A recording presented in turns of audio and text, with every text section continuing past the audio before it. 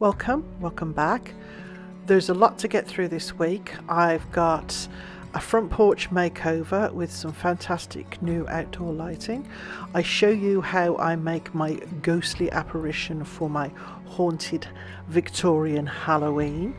I've got my curio cabinet decor, I've got my living room and my dining room. I have a couple more rooms that I need to do before the actual Halloween tour next week. So let's get started on the front porch.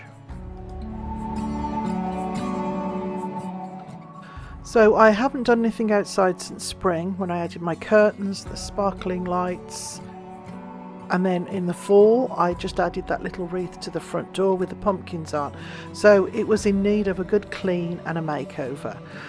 I've got to get rid of all the old plants, repot a couple of things and just pretty it up for the fall. But I also knew I needed some decent lighting. I had an idea in mind, and actually when I was approached by Ollny, and they provided me with two sets of 25 foot each dimmable outdoor string lights, and they are perfect for this job. So what I picked up was, as I said, two sets. They are a smaller scale string lights. Now they are patio lights, and I'm going to leave the link below in my description for their website because you have to check it out. The stuff that they've got, honestly, it's like 6 pages of event lighting for weddings, exteriors, interiors, Christmas lights, outdoors and indoors. And should you decide to use any of them, there's also a 15% off code, LY15, and I'm going to leave that in the link below. So this is what I've picked up, and you can see they're a little bit smaller than a golf ball. As I said, they are LED, so they're energy efficient, and they are plastic, so they will not break. I actually did drop them and no damage to them whatsoever. They are perfect for the job in hand. So as I said, these are 25 foot long. They are end-to-end connection, and the idea that I wanted was to put them on the interior of my porch and then hang them down, the second set, just so that they hang down just below the fascia. So the light inside will obviously project down onto the patio and give you ample light when you need it, and then the lights that hang down you'll see from the street, and they'll illuminate the front porch sort of outside in. So all I did was I got some little teacup hooks, I think they're called, and I just put them in various spots all around. They are really easy to connect. You can use, there's like little hooks on each of the lights, but you can use screws, nails, zip ties, whatever you've got, they'll connect with. So I put them all the way around on the interior, and then I joined the second set, and as you can see, you get like a little Velcro tab thing when you open them. Hang on to them and you can wrap up your extra length of electrical cord when you need to. So I've got a set that's hanging down below and a set that's inside, and like I said, they are perfect. They are sparkling and they are dreamy. They're so nice. So I have 2 sets, but if you wanted to do more, and I think it would look really nice all the way around the trim on your house, especially just the front of it, you can connect up to 30 sets of lights. So they go end to end, and honestly I think that would look so nice. Again, because they're a little different, because they're a little smaller, they're perfect on a house as opposed to when you want big task lighting when you're outside on the patio. But don't forget to check out the website because they do have so many different types, and don't forget to use the discount LY15.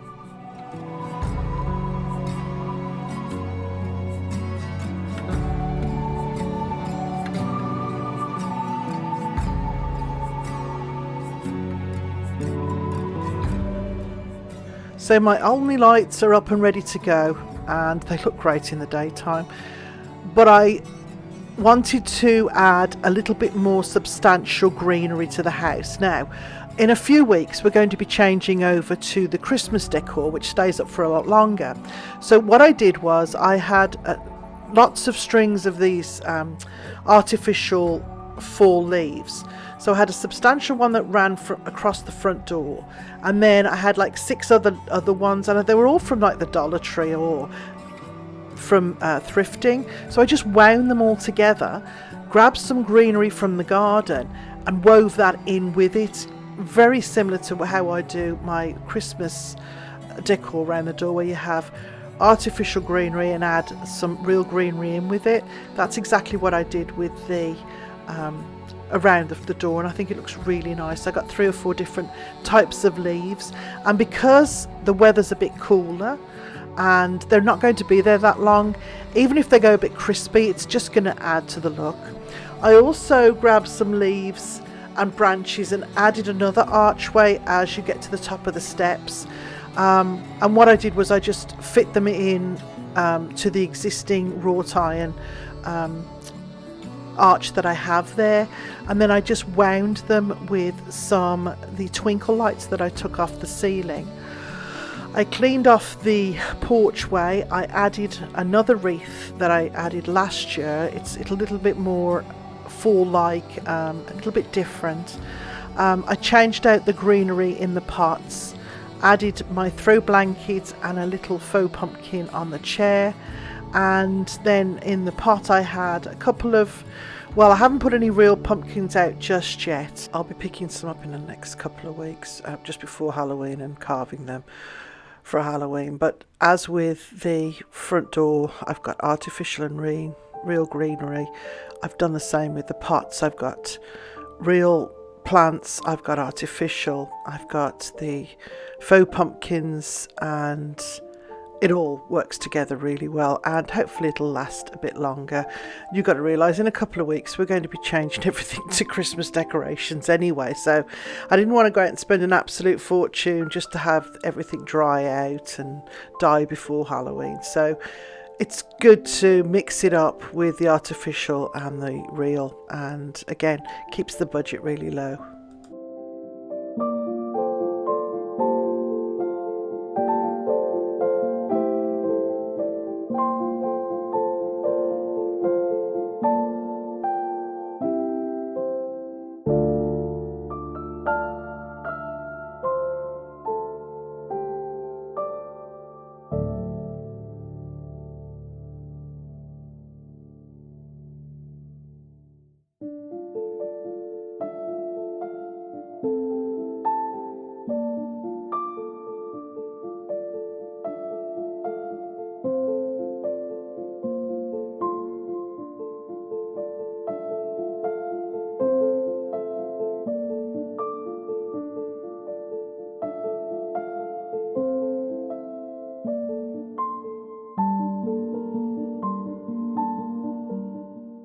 I love how the first set of lights just fit on the outside of the fascia, and then the second set of lights run up inside. So as you're looking in, you've got a lovely glow, and as you're looking out, it's the whole area is illuminated, and it just gives a lovely dreamy atmosphere.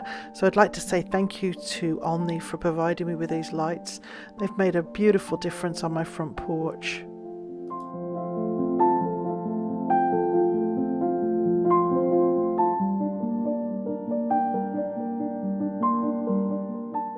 So this is my dress form. I've had this for many years. She sits in my laundry room, craft room, and I normally have she's displayed with vintage clothing or coats or dresses, furs, things like that. And I change her intermittently. She's been in various rooms, but a couple of occasions I've walked into the room when she's been dressed and she has scared the bejesus out of me. On one of these occasions a couple of weeks ago, I thought, oh my goodness, I've got all this great black material.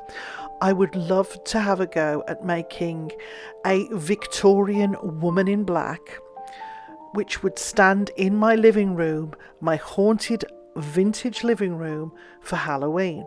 So I got her down to a smallest form, and I'm just going to make this dress to fit the form. So it's I'm not using a pattern. It's just very it's just for the Halloween season. So I have a few different patterns that different materials, sorry, that I'm going to use, and I'm just going to fit them to the form. So I'm cutting them, duplicating them, putting them, sizing them inside out, pinning them together and sewing them. Now, if you're a seamstress or if you're a dressmaker, I'm probably doing it all wrong. I am self-taught. You can see what I've done here. I've split it down the middle. This is a lining fabric that I'm using, and I'm making my own pattern pieces from this. So I'm fitting it to the neck, the shoulder and the arm, and then I'm making a dart for the bust. Again, this is probably not the right way to do it. It's the way I do it. So I've put that on. I folded a piece of beautiful fabric. This is a black satin. I've pinned down the center of the fold because I want to give the illusion of buttons. I'm going to stitch that afterwards, and I've cut this, and that is going to be the front of my dress. I will do something similar for the back, and you can see I've made darts for the bust so it fits the form perfectly.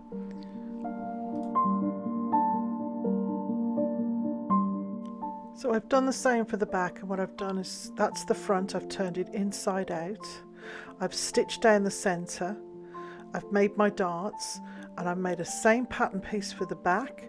I've made it to fit the back with a join down the centre instead of a fold, and then I'm going to sew it all together and add some sleeves. Now the sleeves, like I said, if you know how to sew, you've got a good idea how to make sleeves and make things like this. If you don't, I wouldn't suggest doing this. I would use a pattern, and if you're following a pattern, it is so easy. So you can see I've added 2 sleeves, and what I've done is I've done a different material for the skirt and for the sleeves. The top bodice is a satin, the sleeves and the skirt are almost like a mesh, a veil material almost. Now with the skirt part, what I've done is I've measured the waist of the dummy, I've made a satin band, and then I've taken the skirt material and just gathered it to fit the band. It's a bit longer than the dummy, but I thought I can use this material again afterwards. All I have to do is unstitch it, especially for the skirt, because it's quite a big piece of material. For the neckline, I did a similar thing. I made a band of the satin material and then just stitched it in place around the neck hole with the join at the back. The sleeves, I've made big puffs on them because of the Victorian style, and then you can see the centerpiece that's pinned right now. That is going to be, I'm going to sew some little beads on there for buttons, and you'll see I'm adding a bit of lace around the neck, and it will all come together very quickly.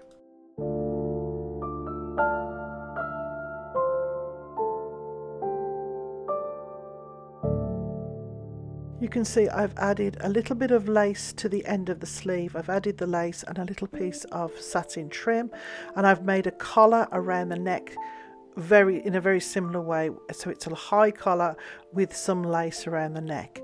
Now for a head, I've taken a dummy form that you buy at the dollar store, and I've painted it black with black chalk paint.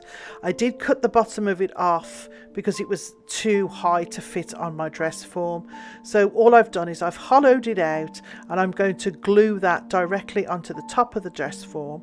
This is a little old vintage hat that I had, and what I'm going to do is add a piece of long veil at the back to cover her back, and then a piece of this pretty lace at the front, which would be the piece if you're Victorian and it's a morning gown, it would lift up like a marriage veil, but when they're in mourning they would wear a darker piece over their face.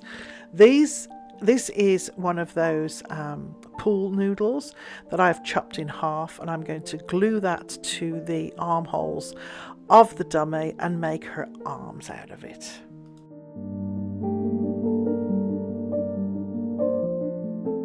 Now before I attach these foam pieces to the dress form and feed it inside the dress, I've taken a wire hanger, cut it in half, and I'm feeding it into the inside of this tube, and what I'm going to do is get it so far down and give it a bend like elbows, so once the dress form is on top of it, it looks like the arms are either folded or held in front of the dummy. So I've stuck the arms in place, and now I've dressed the mannequin with the arms in place. And what I'm doing, I've pulled the bodice, I've made it in two parts. So the bodice is now pulled up into place, and what I'm going to do is I'm just going to pin the back of it, because nobody's going to see the back of this. It's going to be covered with the veil, and it's going to be facing the window, so you're not going to see it.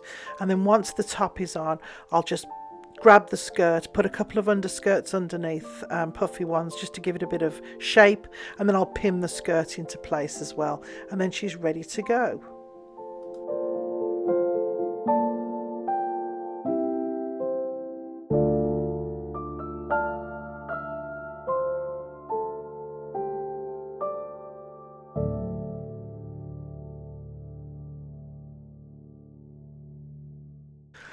So I added two dollar store hands. They're both left hands, right hand, sorry.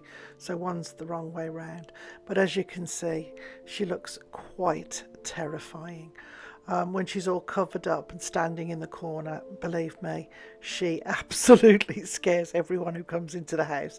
But she's serving her purpose very well. She looks exactly how I wanted her to look, and I'm really pleased with how she's turned out, and she's certainly going to add to my haunted Victorian Halloween.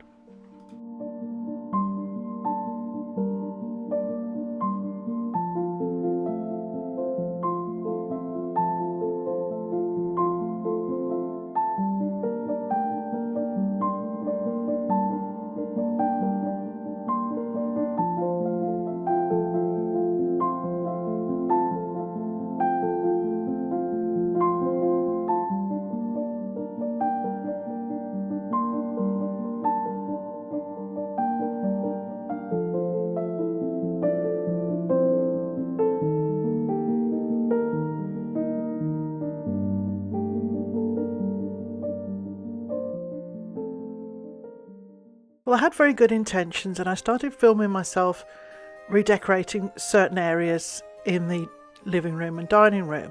So I have lots of furniture that I can decorate on and change around. The problem was I was filming me doing one set of things, and then I'd come back and change it all, so there was really no point in me filming it. So what I've ended up doing is I filmed this one because it basically stayed the same. I had to do it twice because I changed it completely, and I thought rather than keep filming myself and then have to film myself again because I changed everything, I've just included pictures of how it looks now that the room is ready. I've also used a lot of this spider's web. Now, I hate to use this stuff. I hate the feel of it. I hate the way it just drives me nuts. But it was integral to the look that I was going for, with a sort of a haunted mansion kind of look. So I have put lots of this webbing around. As I said, I don't like it. I don't like the feel of it, but it does look good. I've also included lots of that creepy cloth. So I hope you enjoy the way the rooms look now. What I am going to do in the next video is include the dining room, the library, and the bedroom and the hallway, and then a quick house tour for Halloween. So if you're new to my channel and you're enjoying my content, please subscribe, give me a thumbs up, and always, I love to read your comments, and it really makes my day to know what everybody's thinking, and if you're enjoying my content, or if you'd like changes to be made, or if I'm doing something wrong, or if I'm doing something right. So thanks so much for watching. I hope you enjoy the rest of the video, and I'll see you next week.